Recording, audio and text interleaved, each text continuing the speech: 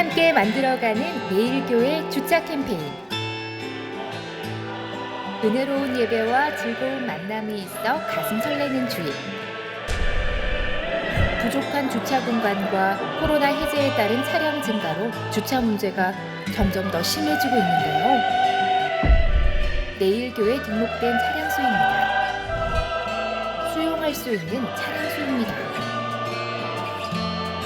주차 문제 해결과 은혜로운 주일을 위해 성도님들의 배려와 참여가 꼭 필요하답니다. 자, 이제 우리 교회 주차 문제를 지혜롭게 해결할 방법을 찾아 떠나볼까요? 효율성은 높이고 주차 문제는 줄이는 매일교회 맞춤형 주차. 주차장을 용도별로 구분하였으니 꼭 지켜주세요. 장기 주차장 1번, 6번, 8번, 10번 주차장은 대예배 후 바로 출차하지 않아도 되는 장시간 주차할 차량에 해당됩니다. 배려 주차장 2번, 9번 및 비전센터 주차장은 사랑부, 새가족부, 영아부 주차장으로 배려가 필요한 성도들을 위한 주차장입니다. 성가대 주차장 4번 및 5번 주차장은 성가대원을 위한 성가대 주차장입니다. 순환주차장 3번과 7번 주차장은 예배 후 바로 출차할 차량을 위한 가장 넓고 중요한 주차장입니다. 예배 후 빠르게 출차해 주세요. 기억합시다. 각 주차장 입구에는 주차구역 표지판이 있습니다.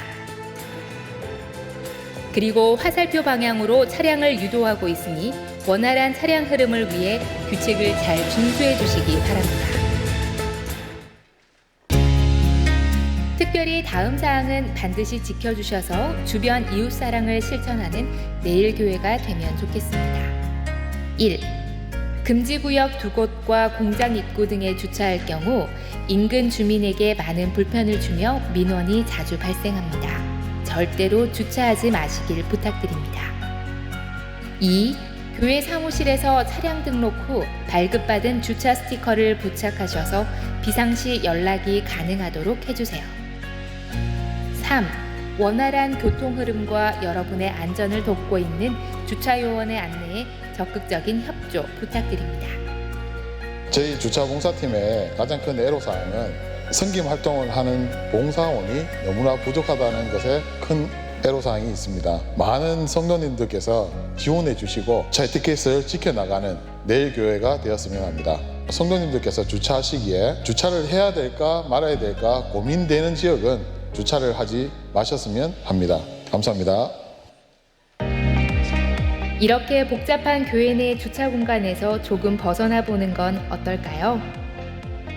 걸어서 7분 정도 거리에 주차할 수 있는 공간이 있습니다. 바로 성서동로 45길과 성서공단북로 대로변으로 골목마다 주차할 수 있습니다. 특히 중직자님들의 적극 참여를 부탁드립니다. 중직자가 아니라고요?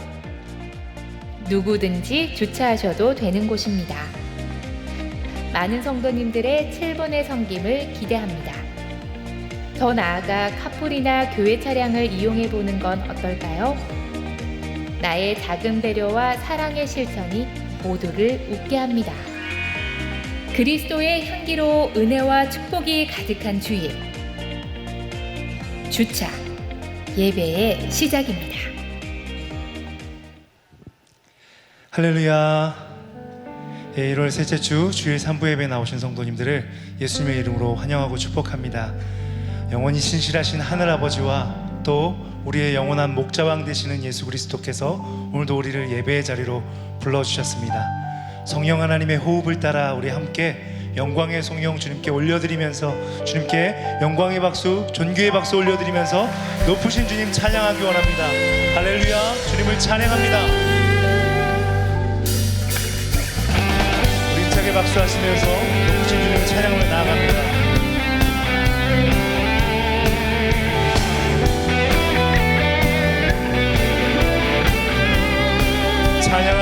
복되신 구세주 찬양하라 복되신 구세주 예수 백성들아 사랑을 전하세 경배하라 하늘의 천군과 천사 주님 앞에 영광을 목자같이 우리를 지키시고 종일 품에 늘 안아주시니 찬양하라 찬양하라 높으신 권세를 찬양 찬양 찬양 영원히 드리세 찬양하라 복되신 구세주 찬양하라 복되신 구세주의 우리 대신 죽임을 당하신 구주 죽임을 당했네 구주 예수 영원한 구원의 소망 경배하며 겸손히 전하세 찬양하라 우리 죄 지신 예수 그의 사랑 한없이 크셔라 할렐루야 찬양하라 높으신 권세를 찬양 찬양 찬양 영원히 드리세 찬양하라 복되신 구세주 찬양하라 복되신 구세주 천사들아 천사들아 즐겁게 찬양해 구주 예수 영원히 다스리시니 영광을 주 앞에 드리세 구주 예수 세상을 이기시고 영광 주에 또다시 오시리 아멘 찬양하라 높으신 권세를 찬양 찬양 찬양 영원히 거룩하신 성삼위 하나님께 다시 한번 영광의 박수 올려드립니다 할렐루야 구주 예수 세상을 이기시고 영광 주에 또다시 복음의 사건을 선포하십시다 구주 예수 세상을 이기시고 영광 주에 또다시 오시리 할렐루야 찬양하라 높으신 권세를 찬양 찬양 찬양 영원히 드리세 할렐루야 모든 종기 영광을 올려드립니다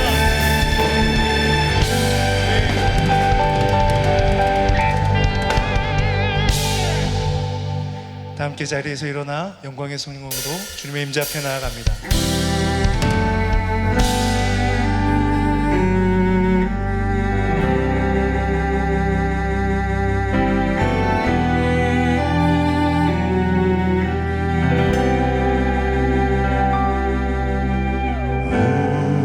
우리 주는 위대하며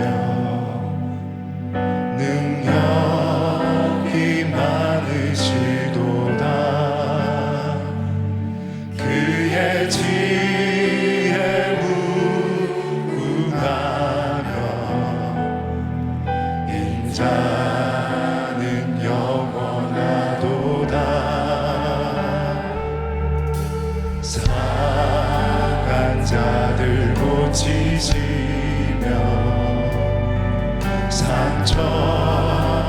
싸매시도다.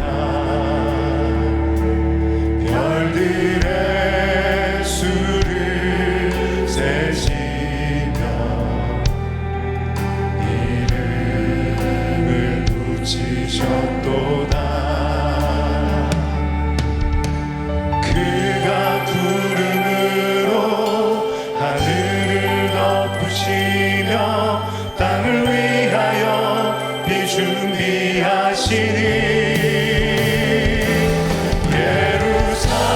예루살렘아 여호와를 찬송할지어다. 내 하나님을 감사함으로 그 앞에 나가며 주 임재 앞에 경배해. 우리 주는 위대하십니다. 우리 주는 위대하며 능력이 많으시도다. 그의 지혜 무궁하며 인자는 영원하도다. 상한 자들 고치시며 상한 자들 고치시며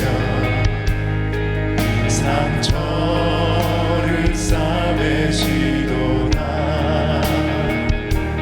별들의 수를 세시며 이름을 붙이셨도다.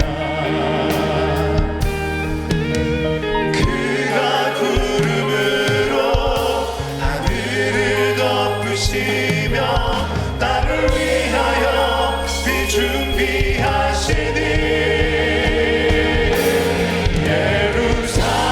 예루살렘아 여호와를 찬송할지어다. 내 하나님을 감사함으로 주 앞에 나가며 임재 앞에 경배해. 찬양 할렐루야 할렐루야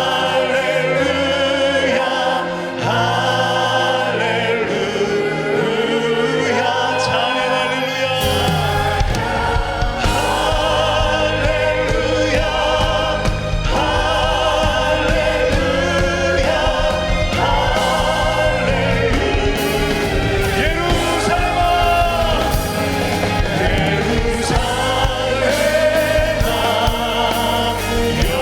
여호와를 찬송할지어다.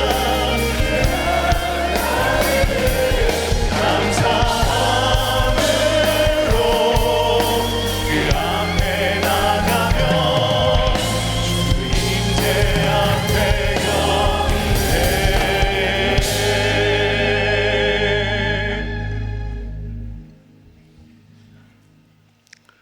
하나님은 영이시니 예배하는 자가 영과 진리로 예배할지니라.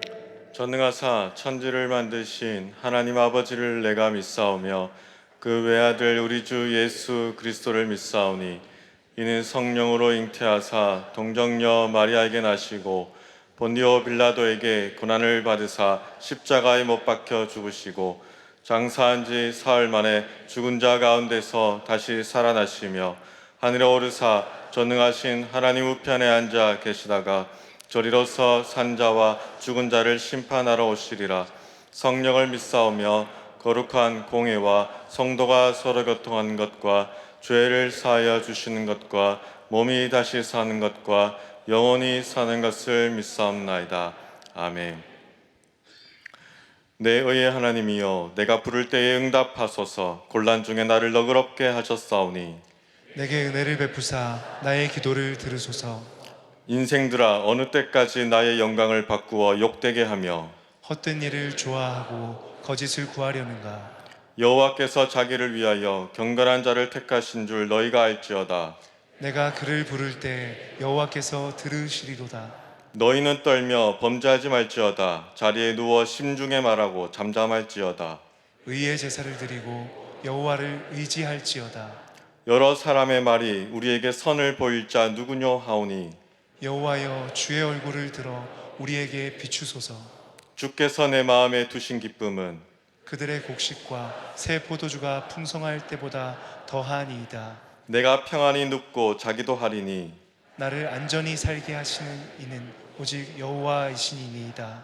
아멘.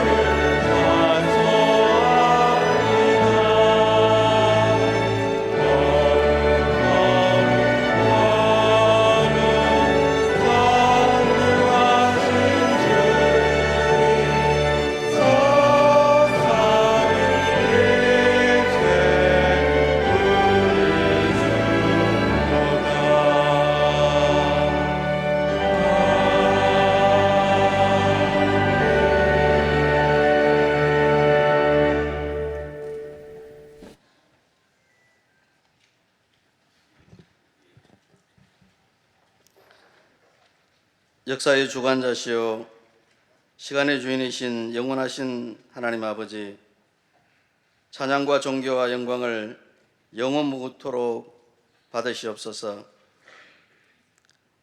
예수님의 보혈을 의지하여 기쁨으로 나와 예배하오니 하나님 아버지, 이 예배를 주님 기뻐 받아 주시옵소서.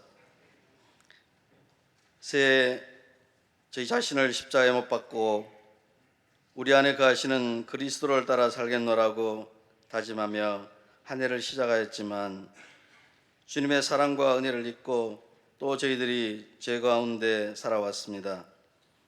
주님, 저희들의 죄를 잡아가오니 불쌍히 여기시고 용서하여 주시옵소서. 예수님의 보혈로 씻어주시고 다시 깨끗게 하여 주시옵소서. 제3의 은혜를 찬양하게 하시고 주의 부르시는 음성에 민첩하게 순종하며 사는 복된 삶을 저희 모든 성도들에게 허락하여 주시옵소서. 금번 주일 수요일부터 시작되는 신령 부흥성회를 허락하심을 감사드립니다. 강사로 섬기실 홍정길 목사님은 연로하시지만 강건하게 하셔서 새해 저희들에게 말씀하시고자 하시는 하나님의 말씀을 남김없이 선포하실 수 있도록 주님 인도하여 주시옵소서.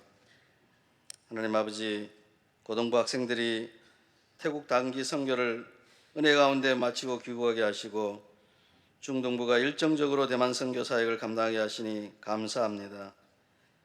우리의 미래인 청소년들 모두가 하나님을 알고 거룩한 비전을 갖게 하셔서 세상을 향하여 복음을 선포하며 세상을 살려내는 거룩한 그루터기들이 되게 하여 주시옵소서. 하나님 아버지, 이번 단기 선교를 감당한 태국 선교와 대만뿐 아니라 열방의 복음과 진리의 말씀을 선포하시는 우리 선교사님들을 붙들어 주셔서 각 사역마다 성령의 역사가 충만하여서 복음이 선포되게 하시고 주를 믿는 자의 수가 불과 같이 늘어날 수 있도록 은혜를 다하여 주시옵소서. 이 시간에도 여러 모양으로 섬기며 헌신하는 교역자들과 성도님들을 주여 기억하여 주시옵소서. 영육 간의 강건함을 허락하시고 성령의 충만한 은혜를 누리게 하여 주시옵소서. 새해에도 우리 내일교회를 목양하시는 담임 목사님을 주님의 크신 권능과 능력과 성령으로 충만하게 하여 주시옵소서. 성령님, 목사님이 말씀이 선포될 때마다 늘 함께해 주셔서 악한 영들이 떠나가게 하시고 저희들의 삶이 변화되며 믿음이 성장하고 또 어떤 어려움과 시련도 극복하여 이겨낼 수 있도록 은혜를 부어 주시옵소서. 오늘 예배 가운데 주님 말씀과 은혜를 부어 주시옵소서. 말씀을 듣고 저희들이 회개하는 저희들 되게 하시고 회개의 열매가 풍성한 저희의 삶이 될 수 있도록 저희의 마음을 주장하여 주시옵시고 회개의 은혜를 부어 주시옵소서. 주님, 우리나라를 위해서 기도합니다. 믿음의 백성들이 불같이 일어나는 나라가 되게 하여 주시옵소서. 애통하는 마음으로 나라와 민족을 위해서 기도할 성도들을 깨워주시고 정치, 경제, 사회 여러 방면에 하나님의 공의가 강물과 같이 흐르는 나라가 되게 하여 주시옵소서. 복음으로 남북이 하나 되게 하시고 세계 열방의 복음을 전하는 제사장 나라가 되게 하여 주시옵소서. 찬양으로 영광 돌릴 삼부 성가대를 주님께서 축복하여 주셔서 찬양 드릴 때에 하나님께 기쁨이 되게 하시고 저희들에게 말할 수 없는 위로의 찬양이 되게 하여 주시옵소서. 지금도 전쟁으로 고통받는 여러 나라와 민족들을 주님 긍휼히 여기시고 속히 평화를 허락하여 주시옵소서. 우리의 구원자 되시는 예수님의 이름으로 기도드리옵나이다. 아멘.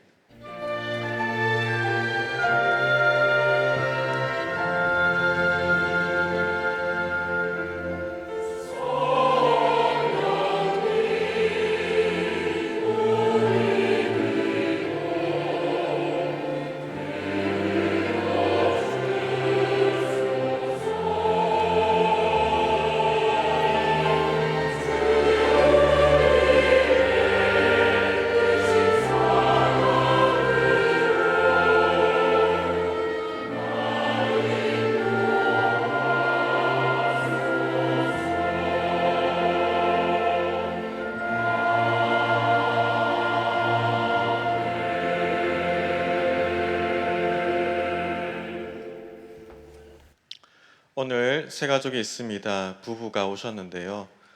지정호님, 그 다음에 발라돌 버나마리 빅토리노님 환영하고 축복합니다. 예배 후에 세 가족부의 안내에 따라주시면 감사하겠습니다. 교회 소식 전해드리겠습니다.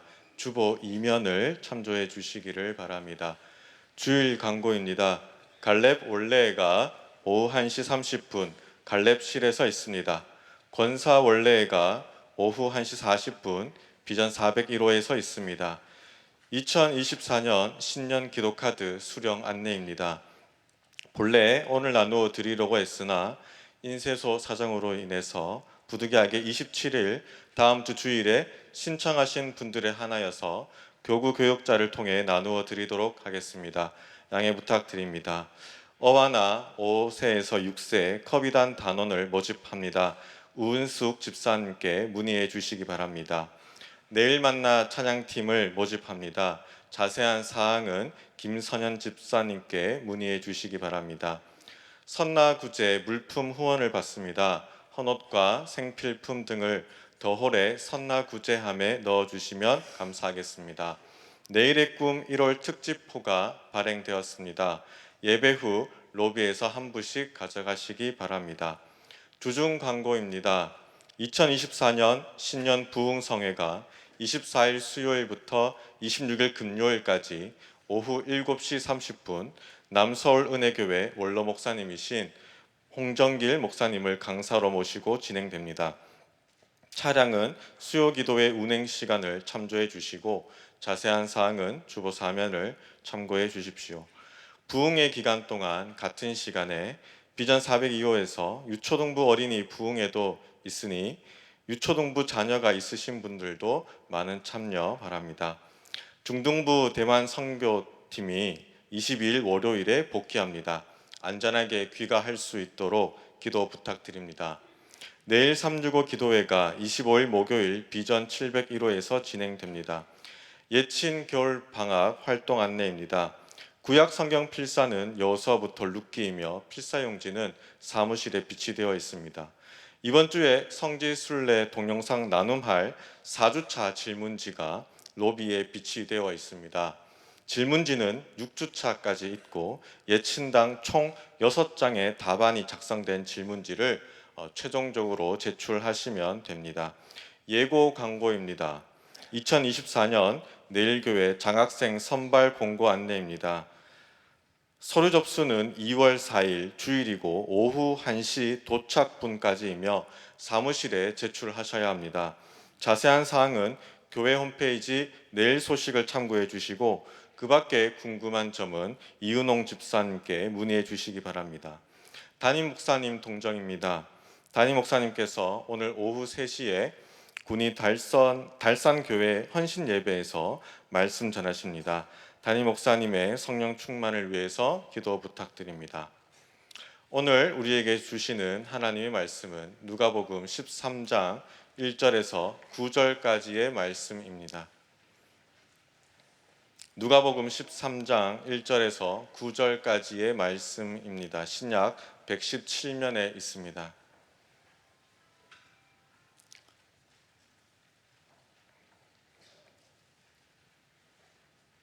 제가 1절부터 5절까지 봉독하도록 하겠습니다.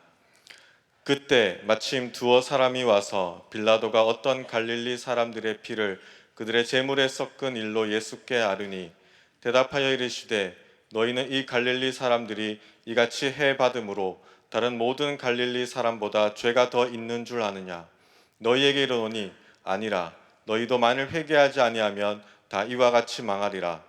또 실로암에서 망대가 무너져 치어 죽은 18사람이 예루살렘에 거한 다른 모든 사람보다 죄가 더 있는 줄 아느냐?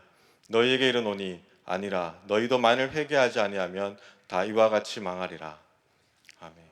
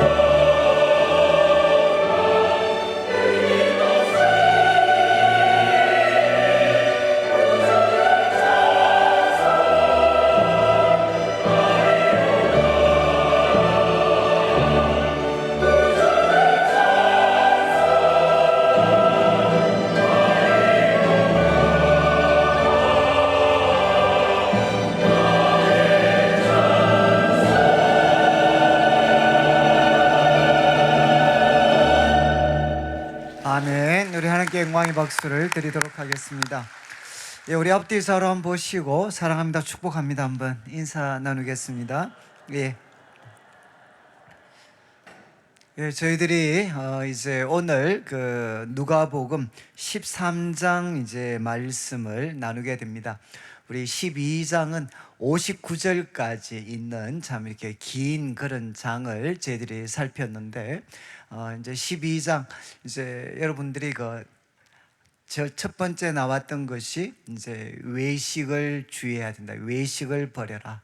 그리고 두 번째는 이제 탐욕을 물리쳐라. 그리고 제자들에게는 세 번째, 염려하지 마라. 그러니까 외식하지 말고 탐욕을 물리치고 그리고 염려하지 말고, 그리고 제일 중심에 있는 것이 이제 하나님을 신뢰하면서 하나님의 의를 구해라. 이렇게 이제 제일 중앙에 교훈이 있습니다. 그리고 그다음 내려가면서는 이제 주님께서 다시 오십니다. 그러니까 이제 깨어 우리가 준비해야 된다.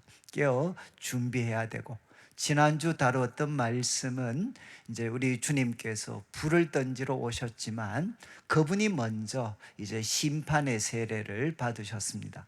그리고 우리 모두는 이제 하나님의 심판을 향해 가고 있기 때문에 지금 우리가 해야 될 가장 시급한 일은 이제 하나님과 화해하는 것이다. 이렇게 예수님께서 교훈을 하셨습니다. 그래서 우리 12장 이렇게 좀 내용을 좀 정리해 계시면 좋겠고, 이제 13장을 저희들이 한 4주 정도 살피게 될 텐데, 이제 13장의 주제는 뭔가 하면 이제 회개하고 열매를 맺어라. 그래서 이 회개와 열매에 대해서 이제 우리 주님께서 교훈하시는 내용입니다. 그래서 오늘은 첫 번째 시간이기 때문에 1절부터 9절까지 말씀을 나누게 되는데, 이제 이 말씀도 1절부터 5절까지는 이제 무리 중에 몇 사람이 예수님에게 한 충격적인 사건을 이제 보고하면서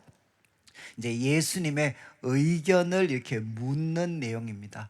충격적인 사건을 보고하고 그 사건에 대해서 예수님이 보인 반응, 그리고 예수님이 던지신 도전이 이제 1절부터 5절까지 기록이 되어져 있고, 6절부터 9절까지는 이제 이 결론적인 교훈을 이제 좀 더 명확하게 하기 위해서 예수님께서 비유를 가르치십니다. 한 비유를 통해서 이제 무리들을 교훈하시는 내용, 이렇게 두 가지 내용으로 이렇게 구성이 되어져 있습니다. 그래서 1절 말씀을 한번 보시면 이제 그때 마침 이제 두어 사람이, 몇 명의 사람이 이제 1절 마지막 예수님께 이제 아뢰입니다. 예수님께 이제 말씀을 드립니다. 그런데 그 말씀 드리는 내용이 뭔가 하면 조금 이제 충격적인 사건인데, 빌라도가 등장합니다. 빌라도. 이제 빌라도는 로마 총독입니다. 이제 유대를 다스리는 로마 총독이었는데, 그가 어떤 일을 했는가 하면 어떤 갈릴리 사람들의 피를 흘렸습니다. 어떤 갈릴리 사람들의 피를 흘려가지고 이제 그들의 재물, 여기 그들은 갈릴리 사람들입니다. 갈릴리 사람들의 재물에다가 이제 그들의 피를 섞어버리는 이런 일을 했다라고 예수님께 이제 보고를 드렸습니다. 그러니까 이 사건은 이제 그 누가복음에만 기록이 되어져 있는 사건이고, 오늘날로 말하면 마치 이제 긴급 뉴스와 같은 겁니다. 근데 이제 우리가 이제 1절 보시면 조금 뭐 이렇게 뭔가 싶은데, 여러분 이 사건이 일어난 장소가 어디겠습니까? 장소가 이제 그들의 재물에다가 이제 사람들의 피를 섞었으니까 장소가 어딘가 하면 성전입니다. 성전. 그리고 시간도 언젠가 하면 지금 제사를 드릴 때, 여러분 이제 제사를 드릴 때 만약에 양의 제사를 드리면 그 양을 잡는 거는 누가 잡을까요? 이제 제사를, 제가 만약에 양을 가지고 제사장한테 가서 제사를 드리려고 하면 잡는 거는 누가 하느냐? 저가 합니다. 저가. 그래서 잡아서 피를 제사장에게 드리면 제사장은 그 피를 이제 제단에다가 뿌리기도 하고 바르기도 합니다. 그러니까 만약에 제가 제사를 드리러 가서 지금 제물을 잡아서 피를 흘리는데 그때 로마의 군인들이 갑자기 공격을 했다는 거죠. 공격을 해서 지금 제사를 드리고 있는 저를 발로 칼로 이렇게 죽여서 저의 피와 또 제가 지금 드리고 있는 짐승의 피를 섞어버리는 이런 행동을 누가 했느냐? 바로 로마의 군인들 그리고 총독 빌라도가 했다라는 것을 이제 예수님께 이렇게 보고를 드리게 됩니다. 그러면서 결국 기대하는 것은 무엇이겠습니까? 예수님의 반응이죠. 예수님의 반응. 이 충격적인 사건에 대해서 예수님은 어떤 반응을 보이시는가? 이제 이거를 확인하고 싶었습니다. 여러분, 이제 예수님께서 이제 일반적으로 이런 충격적인 사건을 대했을 때 사람들이 보이는 반응은 두 가지로 이렇게 나누어집니다. 여러분, 우리 한국 사람들은 쉽게 이해할 수 있습니다. 예를 들면 이제 우리가 군사 독재 시절에 일어났던 많은 어떤 일들을 생각할 수도 있고 또 저희들이 이제 근간에는 세월호와 같은 그런 참사들 그리고 또 불과 몇 년이 안 됐지만 이태원 그런 참사라든가 이제 이런 어떤 사건들이 바로 이제 여기에 해당할 수가 있죠.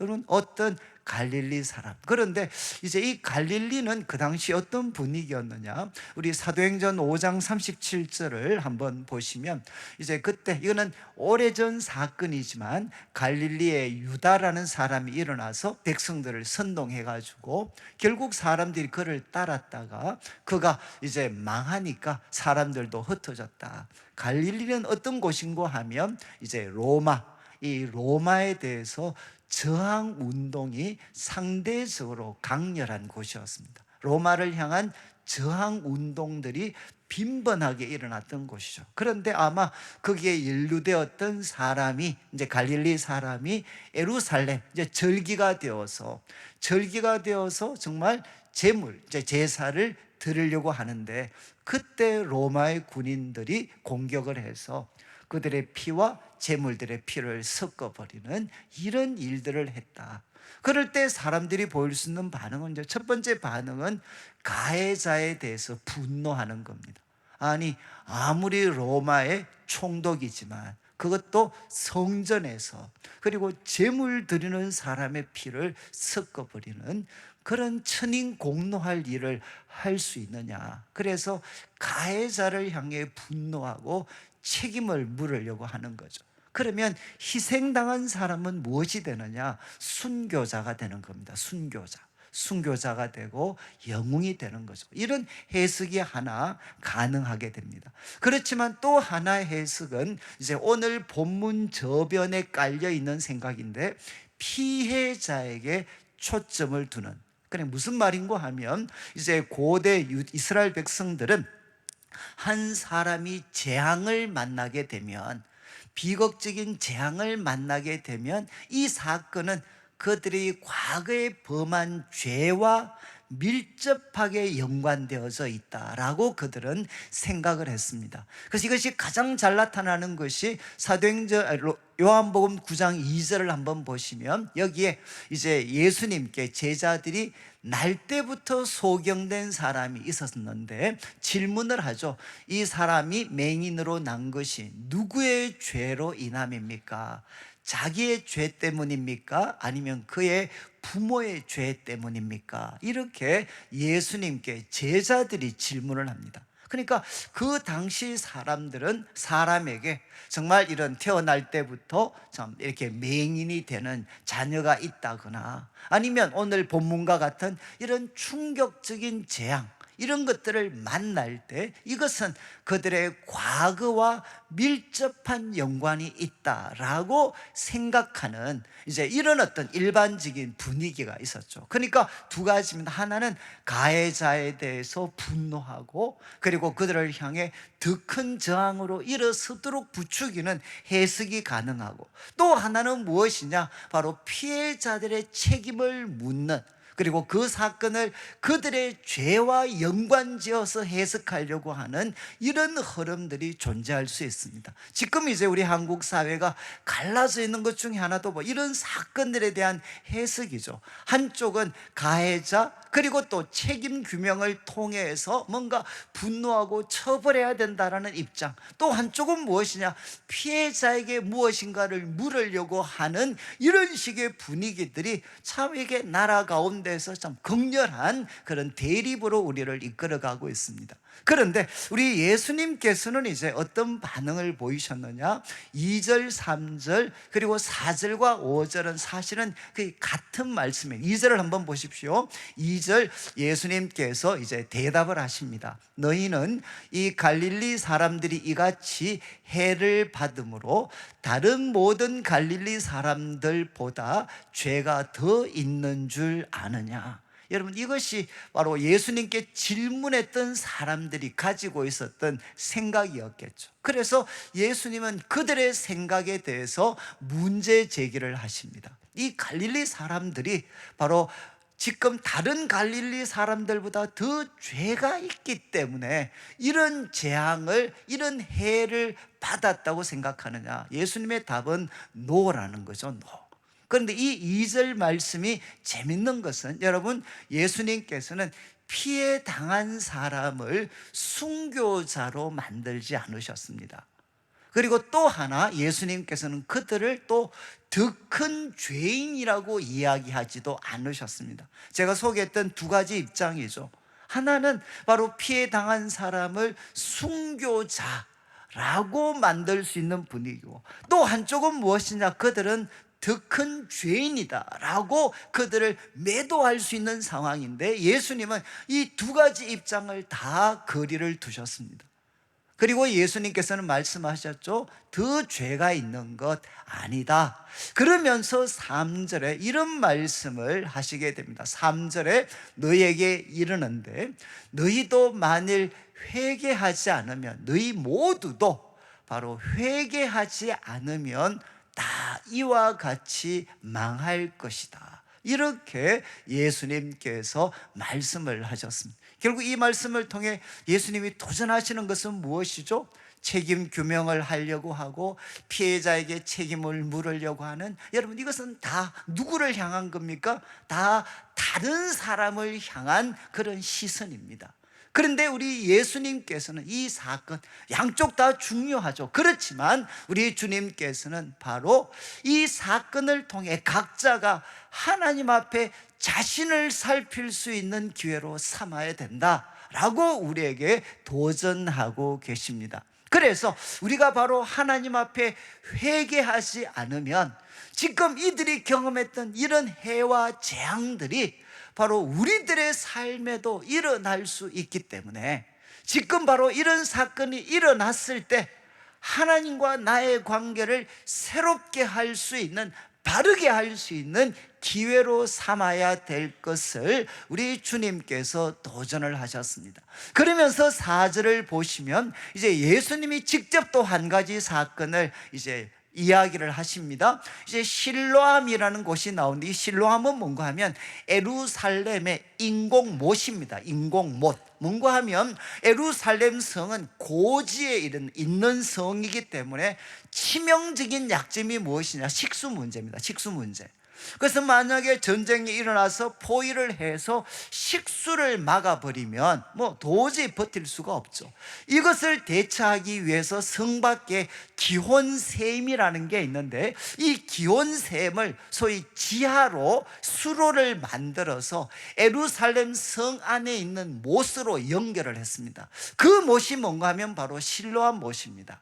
그런데 이 실로암 못 곁에 아마 망대를 높이 세운 것 같아. 왜? 이제는 적들이 들어오는지 보기도 하고, 그리고 또 그런 전쟁 위험에서부터 적절하게 대처하기 위해서 망대를 세웠는데, 아마 그것을 이제 수리하고 보수하는 과정에서 아마 사고가 생겼습니다. 예기치 않는 사고가 일어나서 18명의 사람이 바로 죽게 되었습니다.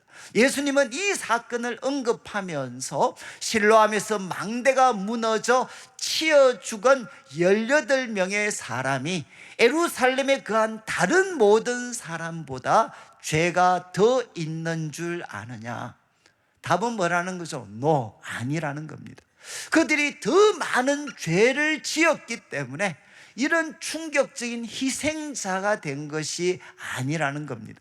그런데 여기서 똑같죠. 예수님은 피해자를 더 큰 죄인으로 만들지도 않으셨고 순교자로 만들지도 않으셨습니다.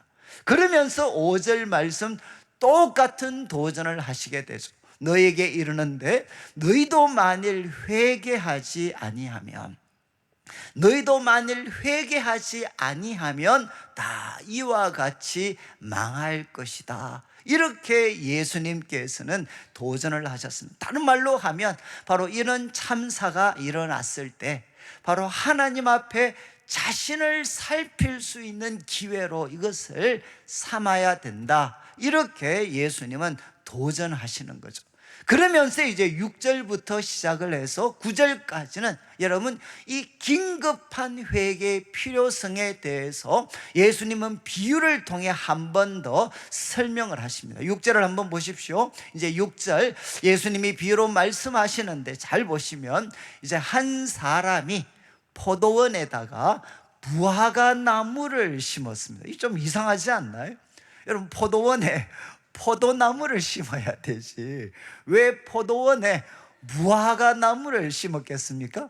여러분 이제 그 이스라엘에는 이 무화과 나무는 가장 흔한 나무였습니다. 그리고 여러분들이 아마 열매 없는 무화과 나무 예수님이 저주하셨다라는 아마 사건은 뭐 읽거나 들어서 아실 텐데, 이때 일어난 그 무화과 나무는 어디에 있었나? 길가에 있었습니다. 예수님이 길을 가다가 무화과 나무를 보시게 되죠. 그러니까 그만큼 이 무화과 나무는 흔한 나무였습니다. 그런데 한 사람이 무화과 나무를 포도원에다가 심었습니다. 이유가 무엇이겠습니까? 포도원은 여러분 일반 길가보다는 훨씬 더 상대적으로 비옥한 땅입니다. 비옥한 땅에 한 무화과 나무를 심었다는 것은 이 주인의 기대죠. 주인이 이만큼 기대와 열정을 가지고 한 무화과 나무를 비옥한 길가도 아니라 비옥한 포도원에다가 그 나무를 심었다는 겁니다. 심고 결국은 이제 포도원 지기에게 이 나무를 맡겨서 잘 관리하고 돌보도록 그렇게 맡겼다는 거죠. 그런데 이제 주인이 와서 열매를 구하게 됩니다. 이거는 뭔가 하면 현재 시제이기 때문에 계속 열매를 구했다는 거죠. 이제는 정말 열매를 얻을 수 있는 충분한 시간이 되었을 때 주인은 계속 와서 열매를 구했지만 얻지 못했다. 이렇게 예수님께서 말씀을 하십니다. 그리고 이제 7절 말씀에 주인의 반응이 나옵니다. 열매 맺지 못할 때 이제 포도원 지기에게 이제 포도원을 그 관리하는 책임을 맡은 종한테 주인이 이야기하는 거죠. 내가 3년을 와서, 이 3년은 결국 무엇이냐? 열매를 기대하기에 충분한 시간입니다. 열매를 기대할 수 있는 충분한 시간과 기회를 주었다는 겁니다. 그래서 3년을 와서 이 무화과 나무에서 열매를 구했는데 결국 결과는 어땠느냐? 얻지 못했다. 열매를 구했는데 얻지 못했다. 그래서 주인이 그 종을 향해 무슨 말을 하느냐? 야, 찍어버려라. 어찌 땅만 버리게 하겠느냐? 여러분 열매 없는 것도 문제지만 바로 이 열매 없는 나무 때문에 지금 땅도 나는 예를 들면 포도나무 심었으면 더 많은 수확을 거두었을 텐데 그 나무도 못 심고 있잖아요. 그러니까 이 나무를 찍어버려라. 이렇게 주인이 이제 포도원 지기에게 이야기를 했습니다. 여러분 이 예수님의 비유를 들을 때 아마 제자들도 그리고 듣고 있는 무리들도 아마 제가 생각할 때는 여러분 이거에 대해서 많이 들은 것 같습니까? 열매 없는 나무를 향해, 무화과 나무를 향해 찍어버려라. 열매 없는 나무를 찍어버려라. 여러분 누가 그들에게 선포했던 말씀이죠? 이미 이때면 그때는 고인이 되었겠죠. 세례 요한이 그들을 향해 던졌던 메시지였습니다. 우리 자막에 이제 사도행 누가복음 3장 9절 말씀 한번 보시죠. 9절 말씀 정말 요한이 했던 유명한 말씀. 야, 이미 도끼가 나무 뿌리에 놓였다. 여러분, 바리새인들 그리고 그 백성들을 향해 도끼가 나무 뿌리에 놓였으니까 좋은 열매 맺지 않는 나무마다 찍혀 불에 던져질 것이다. 여러분, 세례요한이 끊임없이 도전했던 도끼가 나무 뿌리에 놓였으니까 좋은 열매 맺지 않는 나무마다 찍혀 불에 던져질 거다. 여러분, 이 세례요한의 메시지가 아마 그들에게 생각났을지도 모르겠습니다. 그런데 또 하나, 오늘 예수님의 이 비유는 이사야서 5장 1절부터 이제 이스라엘 백성들 가운데 가장 위대한 선지자 중에 한 사람이었던 이사야가 불렀던 노래와 이 예수님의 비유는 굉장히 비슷한 게 많습니다. 그래서 우리 자막에 이사야서 5장 1절부터 한번 보시면 여기에 이사야 선지자가 이렇게 이야기하면 내 사랑하는 자를 위해 노래하겠다. 여기 내 사랑하는 자는 하나님이시죠.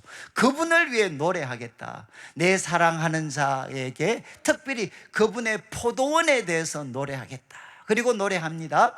내가 사랑하는 자에게 포도원이 있었다.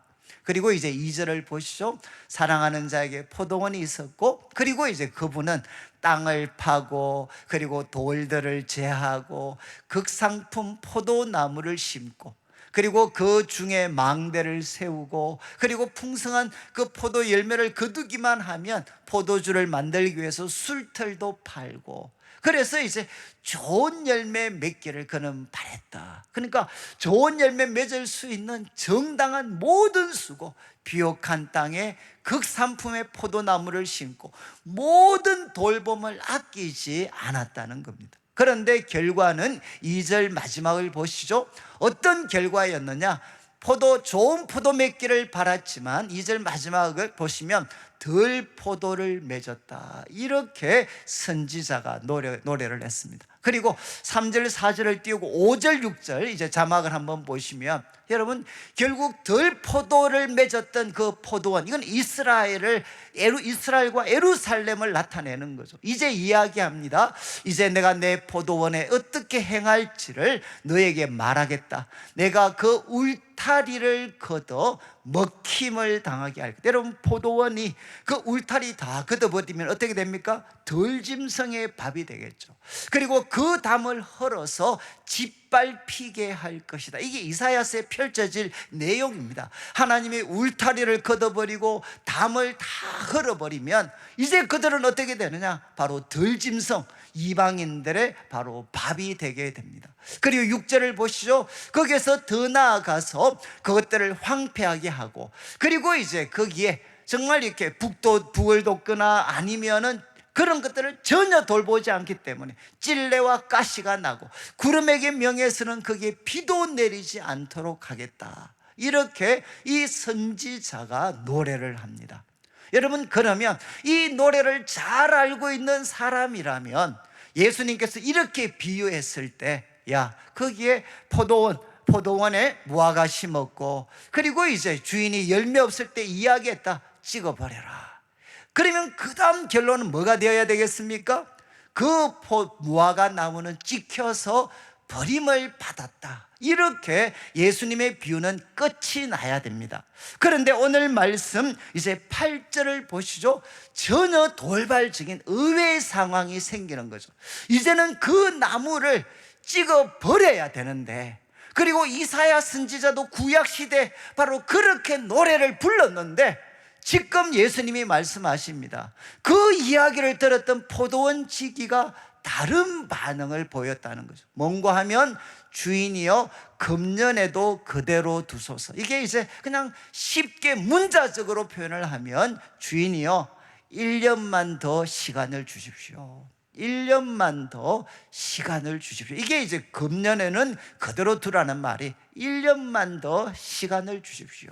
그리고 이제 포도원지기가 이야기합니다. 내가 더 깊이 파고 그리고 그 뿌리 근처까지도 가서 내가 거름을 다 주어가지고 한 번 더 내가 노력을 하겠습니다.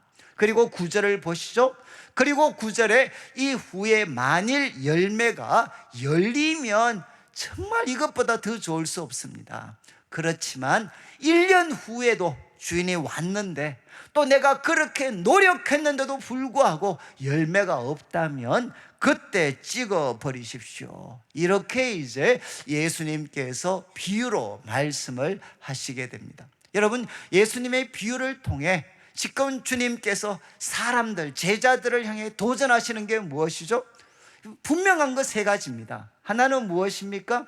지금 이제 여기에 열매 없는 무화과 나무는 결국 누구를 대표하겠습니까? 예수님 당시에 결국 유대인들입니다. 이스라엘 백성들입니다. 그들은 누구냐? 하나님께서 돌보시고 그리고 하나님이 열매 맺을 수 있는 충분한 사랑, 충분한 기회를 주셨지만 그들은 열매가 없습니다. 바로 그들에 대한 예수님의 책망하는 모습이 이 비유 속에 담겨져 있죠. 그렇지만 두 번째, 여러분, 우리에게 이 비유를 통해서 예수님이 말씀하시는 놀라운 소위 기쁜 소식은 무엇이냐? 여러분, 그런데 우리가 바로 찍어 버림을 받는 일이 일어난 것이 아니라 의외의 상황이 생기게 되었다는 것. 그때 포도원 지기는 무엇을 했느냐? 주인에게 간청을 했습니다. 1년만 더 기회를 주십시오. 내가 최선을 다해서 한 번 더 돌아볼 테니까 1년만 더 기회를 주십시오 라고 간청을 합니다. 이거는 누구의 모습입니까? 지금 가르치고 계시고 그리고 마침내 그들을 위해서 십자가의 죽음을 감당하실 바로 예수님의 모습이죠. 예수님. 바로 이렇게 간청하고 있는 포도원 지기, 이 예수님의 간청 때문에 어떤 일이 일어났느냐? 여러분, 심판이 없어진 게 아니고 1년 연기가 되게 되었습니다. 1년 연기가 되어졌다.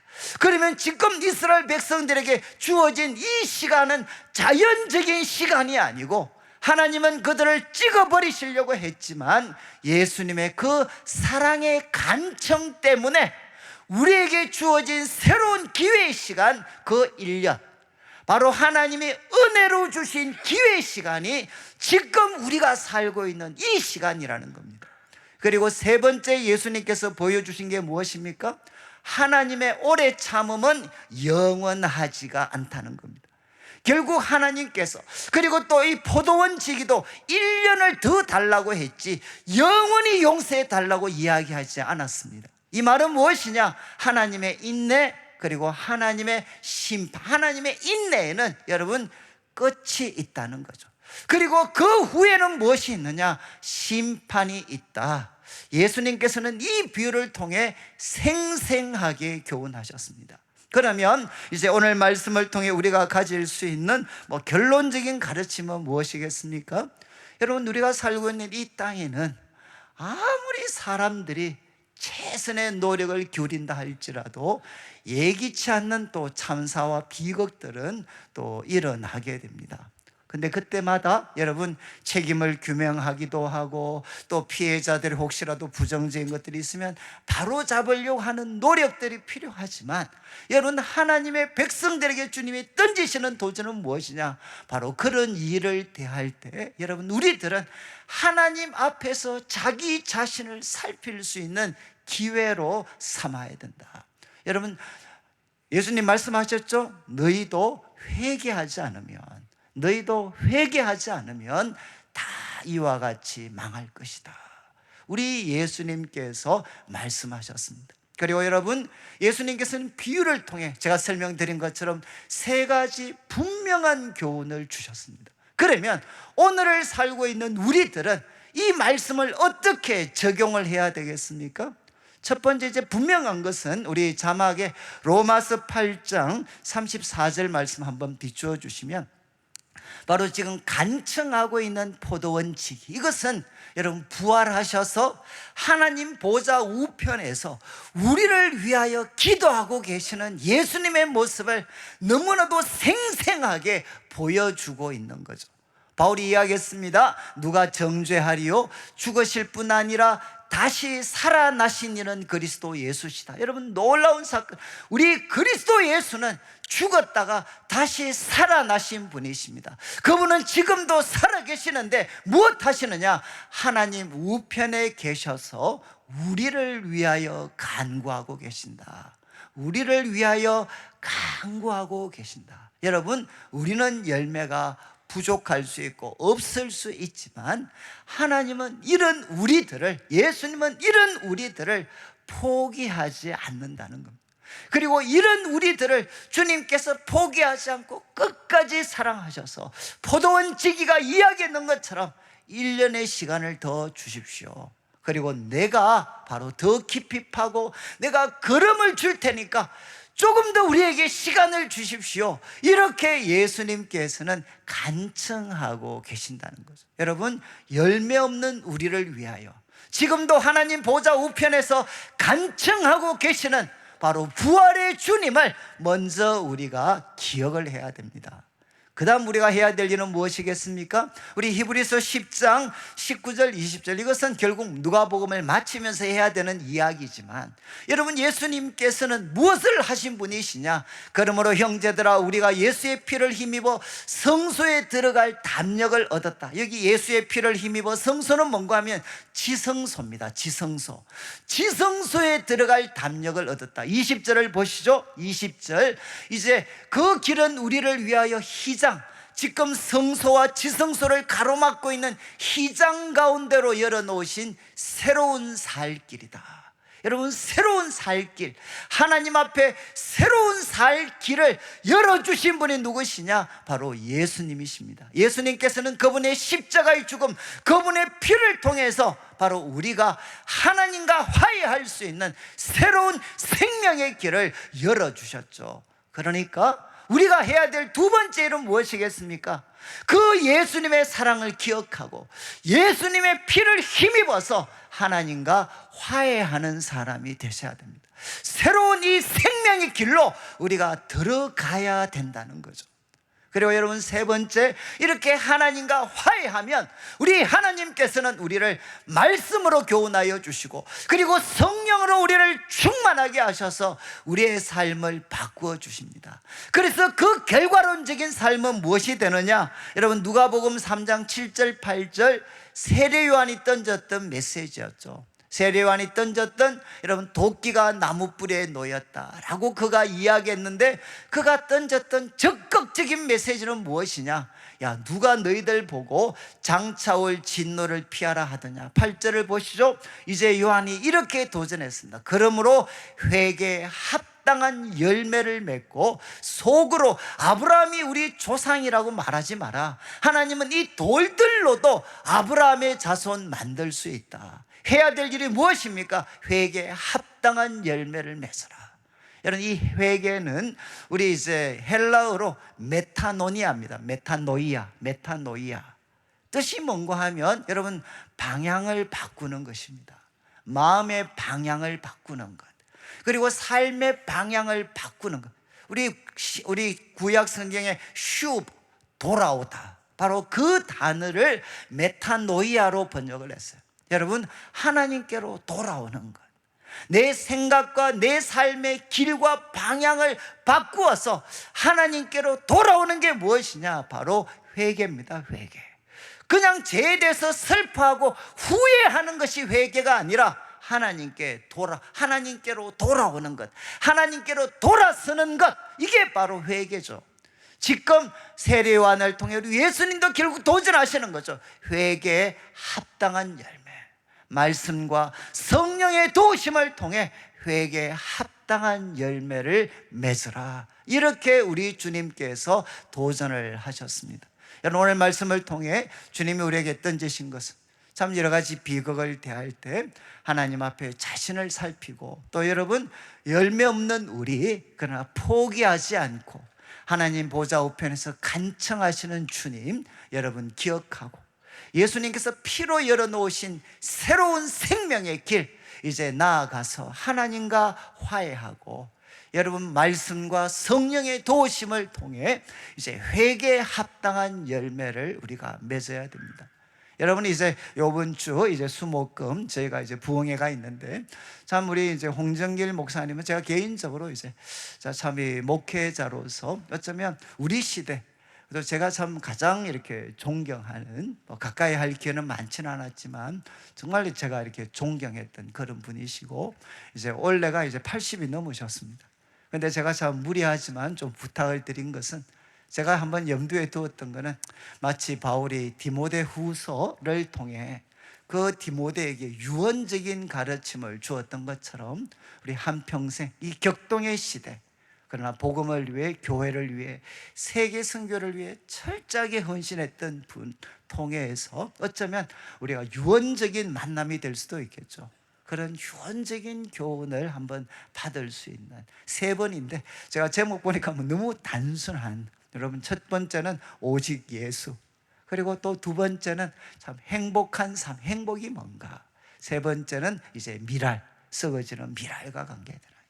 여러분 참 저는 요번 이 부흥회 참 3번 저녁인데, 여러분들이 꼭 한번 참여하셔서 성령이 교회들에게 주시는 말씀, 그리고 나에게 주시는 말씀을 듣고 하나님께 돌아서고 회개에 합당한 열매를 맺는 우리 성도들이 되시면 좋겠습니다. 그리고 또 저도 한 주 동안 사실 제가 요즘에 뭐 여러 가지 설교 준비도 이제 요즘 좀 버겁기도 하고, 금요일 또 금요일 날 또 요즘 제가 시편을 하기 때문에 2편을 준비하는 게 갈수록 막 힘도 들고, 그리고 이제 거기다가 또 이제 외부에 여러 가지 정말 크고 작은 모임들이 한 주 동안 제가 정말 많았습니다.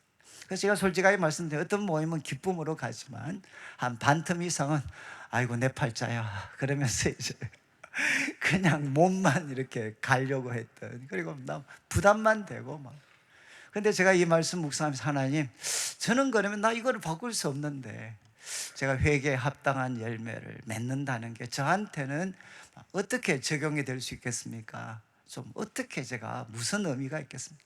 근데 그때 하나님께서 저한테 결국 주신 도전이 뭔가, 좀 약간 비약이 심한데, 야, 네가 그 주어진 모임, 또 주어진 준비, 또 말씀을 가르치고 성도들 대할 때 바로 너에게 주어진 이제 오늘이라는 이 시간을 내 인생 최고의 날이 되게 해라. 그냥 여러분, 이거는 그냥 결과가 아니고요, 내가 하나님 앞에 섰을 때, 야, 나 그날 정말 나 기뻤어. 너가 이렇게 할 때 참 내가 기뻤어. 그리고 또 제가 하나님 앞에 부족하지만 지혜를 구하고, 또 주님의 마음을 품어서 다른 사람들과 함께 하나님 나라를 위한 일들을 도모할 때, 하나님, 이것이 정말 이제 내 인생에 있어서 참 지금까지 살아온 날 중에서 참 최고의 날로 하나님께 평가받을 수 있는 하루가 되게 해주십시오. 그리고 또 같은 말이지만 그 다음 붙이는 게, 하나님, 하나님과 제가 영원을 같이 나눌 텐데 그때 바로 영원한 추억거리를 만들 수 있는 이 하루가 되게 해주십시오. 그래서 나중에 천국 가서 하나님과 같이 대화하는, 야, 그때 너 이 누구 만날 때 나 정말 기뻤어. 너 그때 이런 말 할 때 나 참 기뻤어. 여러분, 그건 정말 하나님이 보실 때, 나에게 남들이 볼 때는 모르겠지만 그냥 평범한 하루, 소박한 하루겠지만, 그러나 이 날이 하나님이 보실 때는 바로 내 인생 최고의 날이 되고 하나님과 정말 영원한 추억거리를 만드는 날이 되게 해 주십시오. 제가 그렇게 이제 마음을 먹고 기도를 하고, 그래서 모임에 참여하기도 하고 사람들을 대하니까 뭐 다른 거는 모르겠어요. 그냥 요즘 기도할 때도, 하나님, 내가 지금 하나님과 기도하는 이 시간이 내 인생 최고의 기도 시간 한번 되게 해 주십시오. 하나님과 정말 깊이 만날 수 있는. 그리고 말씀 전할 때도 이제, 하나님, 저도 오늘까지 살아왔던 삶 중에는 바로 이 시간이 내 인생의 최고의 날, 정말 최고의 말씀을 전할 수 있는 그런 시간 되고, 그리고 하나님, 내가 정말 주님 앞에 섰을 때 내 하루하루가 하나님과 영원히 나눌 수 있는, 정말 무의미하게 흘러가는 시간, 모두가 잊어버리는 시간이 아니라 하나님과 영원히 나눌 수 있는 추억이 될 수 있는 하루하루가 된다면, 하나님, 제가 뭐 그것보다 더 귀한 게 어디 있겠습니까?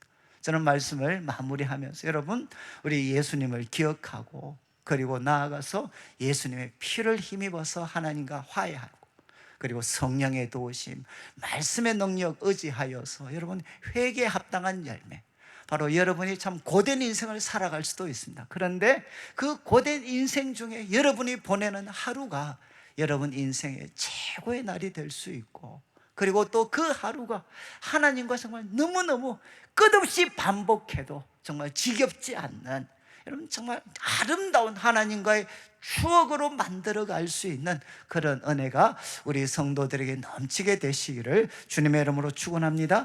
우리 같이 한번 우리 기도드리겠는데, 오늘은 이제 우리 특송이 준비되어 있습니다. 헌금송으로 우리 윤덕은 이제 우리 형제가 나와서 우리가 특송을 드릴 텐데, 우리 말씀 기억하면서 한 1, 2분 정도 같이 한번 우리 기도드리고 신년 부흥성에 위해서도 같이 한번 기도드리겠습니다. 기도드리겠습니다. 하나님 아버지, 하나님 아버지 감사합니다. 우리 성도들 기억하여 주시고, 하나님 우리를 위하여서, 하나님 열매 없는 우리를 위하여서 하나님 포기하지 않고 기도하시는 그 예수님을 우리가 기억하게 하여 주옵소서. 소망은 나에게 있는 것이 아니라 예수님에게 있습니다. 우리를 포기하시지 않는 예수님에게 있습니다. 하나님, 예수님 우리가 기억하고 예수님께서 피로 열어놓으신 생명의 길로 달려가서 하나님과 화해하게 하시고, 우리 성도들 마음에 성령을 통해 하나님 말씀 새겨주셔서 이제 회개에 합당한 열매를 맺게 해주시고, 우리에게 주어진 하루하루가 우리 인생의 최고의 날이 되고 하나님 앞에 영원한 추억을 만들어가는 하루하루가 되게 하여 주시옵소서. 하나님 아버지, 부흥성회 위에도 은혜를 베풀어 주시고 우리 성도들 함께 참여할 수 있는 귀한 은혜 주시옵소서.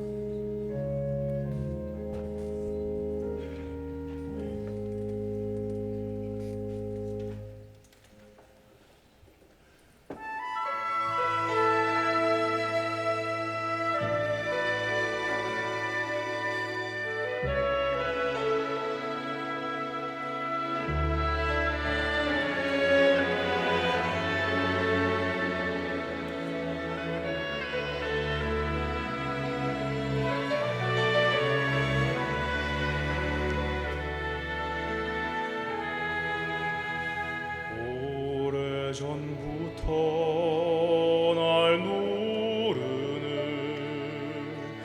내 안에 깊은 절망,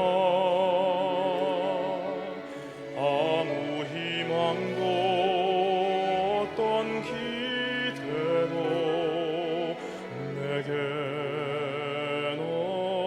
없는데, 사람들의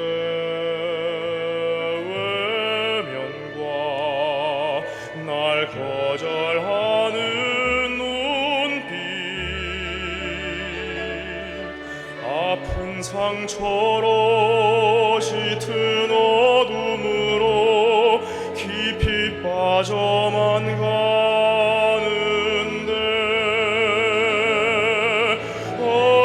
어디선가 내게 들리는 하나님 아들 주님 이야기, 그분이라면 그의 옷자락이라도 내 마지막 소망이니, 주님을 만났네. 옷자락에서 전해지는 사랑, 내게 임한 주님의 능력, 날 누르는 아픔의 근원을 고치셨네. 날 바라보시네.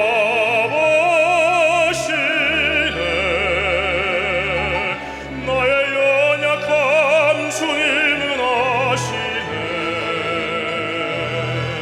깊은 절망에서 날 자유케 하신 사랑, 나 찬양해.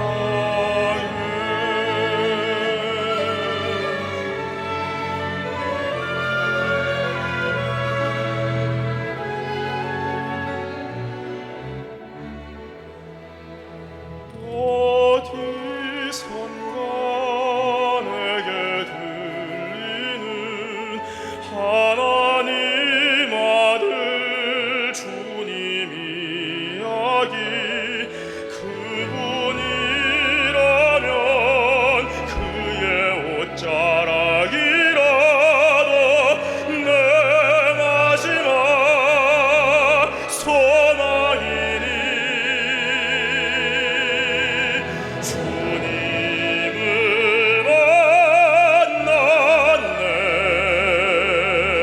옷자락에서 전해지는 사랑 내게 임한 주님의 능력 날 누르는 아픔의 근원을 고치셨네 날 바라보시네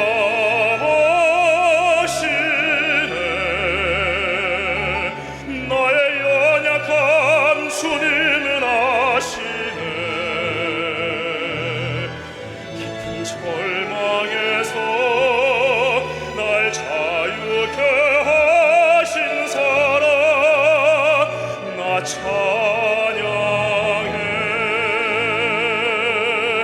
깊은 절망에서 날 자유케 하신 사랑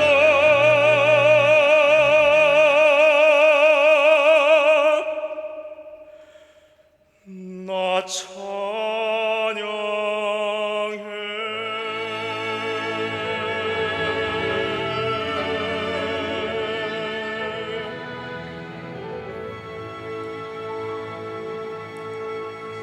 아멘.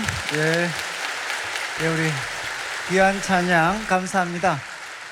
저는 우리 덕은이 이제 우리 윤홍영 집사님, 이제 서미화 권사님 이제 둘째인데, 그래서 지금 이제 우리 교회에서 태어났고, 그래서 지금 이제 자라서 이렇게 오늘 찬양을 했습니다. 오늘 아까 연습할 때 뒤에 계시는 권사님들이 자가 누구고 이래 묻길래 제가 이제 덕은이라고 이야기하니까 그 알라가 지금 커가지고 이래 노래를 잘한단 말이야, 이렇게 이제 이야기를 하셨어요. 그래서 앞으로 우리 또 모든 우리 또 덕은 형제뿐만 아니라 우리 찬양 대원들 또 우리 오케스트라 단원들을 위해서 계속 많이 기도해 주시면 좋겠습니다. 다 같이 한번 일어나시고 제가 헌금을 위해서 기도드리고 축도로 예배를 마무리하겠습니다. 하나님 아버지 감사합니다. 오늘도 사랑하는 성도님들 주님 앞에 귀한 예물 드립니다.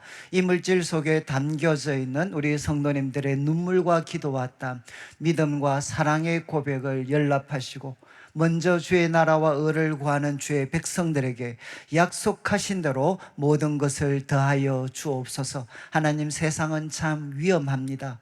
우리가 격동의 시대를 살아갑니다. 그러나 하나님, 많은 일들 대할 때 먼저 하나님 앞에 우리들을 살필 수 있는 은혜를 허락하여 주시고 예수님 기억하고 예수님의 피를 의지하여 하나님 앞에 나아가서 먼저 우리가 회개에 합당한 열매를 맺고, 비록 우리의 작은 삶이지만 하루하루가 우리 인생 최고의 날이 되고 영원한 하나님과 함께 나눌 수 있는 추억을 만들어가는 하루하루가 되게 하여 주옵소서. 하나님 아버지, 수요일부터 신년 부흥성회가 있습니다. 하나님, 성령이 교회들에게 하시는 말씀을 우리 모든 성도가 들을 수 있는 귀한 또 축제가 될 수 있도록 도와주시옵소서. 우리 홍 목사님 영육간의 강건함을 붙잡아 주옵소서. 예수님의 이름으로 기도드립니다. 아멘. 지온 우리 주 예수 그리스도의 크신 은혜와 하나님 아버지의 극진하신 사랑과 성령 하나님의 감동감화 위로하시고 교통하심이 회개에 합당한 열매를 맺고 하루하루를 우리 인생 최고의 날로 만들어가기를 소망하는 우리 모든 성도님들과 신령 부흥성회 위에 지금부터 영원토록 함께 있을지어다. 아멘.